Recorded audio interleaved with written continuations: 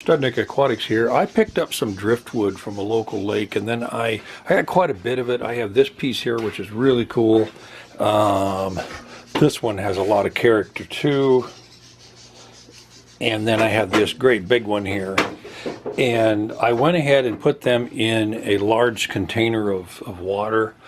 And I put quite a bit of Clorox in there, and I ran a power head on them for 5 days. So they've been Clorox, so there are no organisms in here. There's nothing that can harm aquarium fish or anything. They're completely cured. The only thing is they are buoyant. They do float. So my plan is I have some slate. I have quite a bit of this stuff around, and you can drill a hole in slate if you're really careful. And I am going to mount this on this piece of slate, and what I'm going to use to do that is these are actually made for masonry screws that are actually made for concrete, and the reason I want to use those is because they're plastic.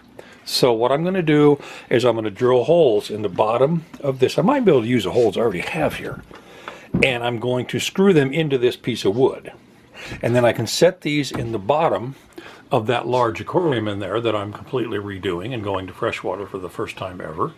And then I can take my sand that I'm putting on the bottom, and when I put my sand on top of this, it will hold this to the bottom. So it is a pretty good sized piece, but I know that the weight of the sand on top of this and the weight of this will hold it down. As a matter of fact, you may not even have to have the weight of sand to hold this down. And I hope you don't, because if my cichlids move a lot of sand, I don't want this to float up. And I have more of this stuff around. I'm going to do the same thing with this one. Like I said, this one has a lot of character. I really like it. It's a really cool piece. And this one is incredible, I think. I mean, if I could get this thing mounted something like that, that would really be neat. So I'm going to work on that. So the first thing I'm going to do, I already have 2 existing holes in here, and I'm going to try to line this up. My tank is 2 feet front to back, so I don't have to worry about width or anything. But I think I'm just going to put a screw through here and here with this screw set that's right here, and I'll be putting them through these 2 holes that are already there, and I'm going to screw them into this piece of wood here. And that way I can use those in there. I've actually done this on a smaller scale with cichlid tanks for years, and I've never had any problem with disease because I'm soaking them and have water turning, you know, a Clorox solution. It completely cures it and cleans it. So anyway, I'm going to do that, and I will add more to this in a little bit. I ended up using a different screw that was coated in order to get the length, but this is how it's going to work. And I have it screwed in through here, and I have it screwed in through here, so that will hold it down. The only catch is this is where the bottom is, and as you see, I have a piece of wood here that's sticking out. So I laid a straight edge on here and drew me a line, and I'm going to take a reciprocating saw and I'm going to cut this piece off, and then this piece will lay flat, and I'll have one of them done. Okay, now it lays flat, sticks up nice and high, has nice holes. There'll be sand all the way down here, and this will hold that down. So that is the first one. I'm going to do 3 of these, and then I have another special thing I'm going to do on one end that should be really cool. So working on it too. Okay, there is number 2. Has a lot of character. Should work really well. Put 2 screws in each one, and I have 1 more piece of slate for that big boy right there. So we're going to work on that next. Okay, I have about all the scratches out of it that I can seem to get out of it with this type of a system. I'm really pleased with it. I think it looks very good. If you look up close, there are still a few. I could probably keep working on them, but I've been working on it for a long time, and I'm ready to start putting this thing back together.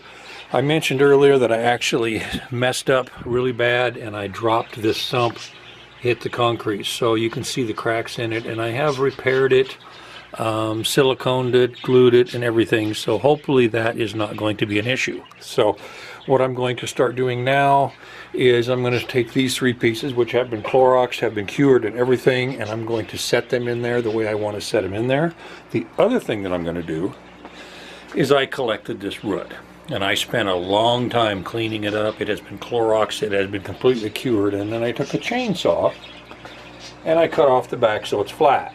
So this will be mounted against the back corner in there, against that black wall up high. Now it's buoyant, it floats. So I'm going to attach a piece of wood to the top with plastic screws that holds it here, that L's out and comes up. And what I'm going to do is I'm going to come up and out of the aquarium with it, and I am going to tie it into my trusses on top that hold this house up. So that way that will be supported by trusses and come down through. I'll cut a hole in the plastic for it. So when I'm done, I'm going to have this really nice root here that's going to be suspended like it's coming out of the black bank. And then I'll have these logs here with the white sand. So that's the plan. I think it should turn out pretty neat. And I'm going to start moving forward on this because I want this done by the 4th of July. I have a house full of people on the 4th of July. There's a rodeo. Well, there's 2 nights of PRCA rodeo. There's parades, there's everything. It's just the town is just full of people, and that's when I have family. So I want to get this rolling. So I'll keep adding to it. Okay, all this sand has been cleaned and cleaned and cleaned and cleaned, and it has been drying for a long time, and it's perfectly clean. It was in the aquarium before, so I'm going to start the long process of getting all this sand into that tank. Tree root's turning out really, really good, but since this tree root is actually buoyant and it would float in water, here's what I did. I came up, I have trusses on my new house, and I ran a 2x4 across from one truss to the other. That's what holds the house up, so it's solid as a rock. And then I screwed this into that, comes straight down, all the way down to even with the bottom of this, ran a 3/4 inch board there, countersunk those so that they wouldn't hit the acrylic, screwed it to that, and then screwed these in here, and as you can see, these do stick up.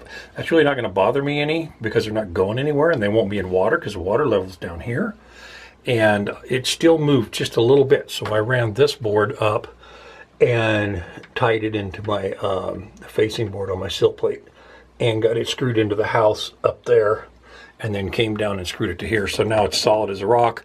It doesn't go anywhere. And it's just a really, really neat effect. I just think it looks really good. I think it's going to really make this tank stand out. And that way it is suspended. It's coming out of that black bank, just like you see, you know, when you're fishing and stuff. So anyway, I think it's coming along pretty good. I need to put some sand in, and then I think I'm going to call her a day. Okay, that is the general idea. I think it looks really, really good. I really like the way that root turned out. We'll have to see if it moves with the waves or not, or what. But I think it's going to look really, really good. Other 2 pieces of driftwood, they should stay planted with that slate underneath them. And I think it's going to be really, really neat. It's going to be something unique, something that I really enjoy. And having that root in there is just amazing. So anyway, I'm going to keep working on this. Next thing I have to do is fill, let me shut this off. Next thing I need to do is fill the tank and the filtration and get it up and running again and make sure that there's no problems there, because I did remove a filter and repaired one, and so I got to check all my fittings, make sure nothing's leaking. So I'm going to go ahead and probably close this video out, but the next step will be to fill it with water, get the filtration going for a few days, check all my parameters, make sure everything's perfect, and then move the fish. So this is Studnick Aquatics. Thanks for watching.